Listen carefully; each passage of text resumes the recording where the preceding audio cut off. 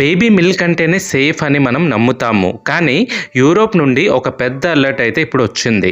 China నుండి వస్తున్న baby milk ingredient మీద స్ట్రిక్ట్ చెకింగ్ స్టార్ట్ చేశారు.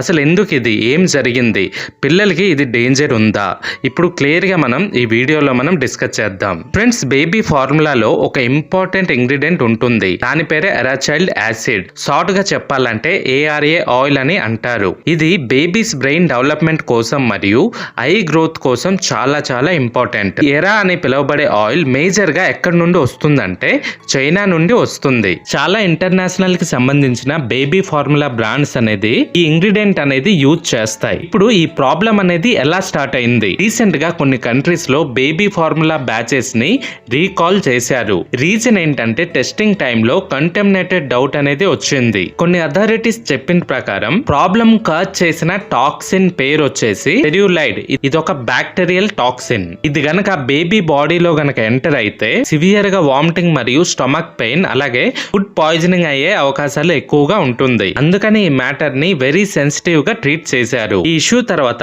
యూరోపియన్ యూనియన్ అనేది స్ట్రాంగ్ డిసిషన్ అనేది తీసుకుంది. అదేంటంటే చైనా నుండి వస్తున్న ARA ఆయిల్ షిప్మెంట్స్ అన్ని స్ట్రిక్ట్ గా చెక్ చేయాలి.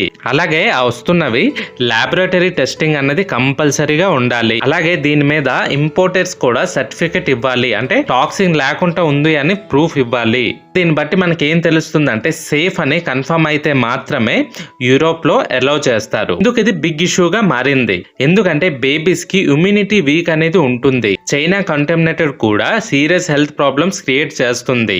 దీని వల్ల హాస్పిటలైజేషన్ అవ్వచ్చు. అలాగే చాలా మంది పేరెంట్స్ కి టెన్షన్స్ కూడా క్రియేట్ చేస్తుంది. దీని ద్వారా గ్లోబల్ ప్రకారంగా ఇంపాక్ట్ ఎలా ఉందంటే ఈ డిసిషన్ వల్ల ఇంటర్నేషనల్ సప్లై చైన్ స్లోగా అవ్వచ్చు. అలాగే ఇంపోర్ట్ కాస్ట్ కూడా పెరిగే అవకాశాలు కొంచెం ఉంది. తర్వాత బేబీ ఫార్ములా ప్రైసెస్ కూడా ఎఫెక్ట్ అవ్వచ్చు. ఇంకా చైనా ఎక్స్పోర్టర్స్ మీద కూడా ప్రెజర్ పెరిగింది. ఇప్పటి వరకు యూరోప్ కంట్రీస్ లో పిల్లలు డేంజరస్ స్టేజ్ లో ఉన్నారు అని కాదు, ప్రికాషన్స్ మరియు మెజర్ గా EU అన్నది ఈ స్టెప్స్ అనేది తీసుకుంది. సేఫ్టీ కన్ఫర్మ్ అయ్యే వరకు స్ట్రిక్ట్ మానిటరింగ్ అనేది కంటిన్యూ చేస్తారు. సింపుల్ గా చెప్పాలంటే చైనా నుండి వస్తున్న బేబీ మిల్క్ ఇంగ్రీడియంట్ మీద కంటామినేటెడ్ డౌట్ అనేది వచ్చింది. కాబట్టి యూరోపియన్ యూనియన్ బార్డర్స్ చెకింగ్స్ అన్నది చాలా స్ట్రిక్ట్ చేసింది. దీంట్లో మెయిన్ ఎయిమ్ ఏంటంటే బేబీ సేఫ్టీ. ఇక్కడ పేరెంట్స్ టెన్షన్ పడాల్సిన అవసరం లేదు, కానీ అవేర్నెస్ మాత్రం ప్రతి ఒక్కరికి ఉండాలి. సో ఈ ఇన్సిడెంట్ మీరు విన్న తర్వాత మీకు ఏమనిపిస్తుంది? మీ ఒపీనియన్ ని ఖచ్చితంగా కామెంట్ లో చెప్పండి. ఇలాంటి ఇంపార్టెంట్ అప్డేట్స్ కోసం మన ఛానల్ ని ఫాలో అవ్వండి. Thanks for watching. జై హింద్.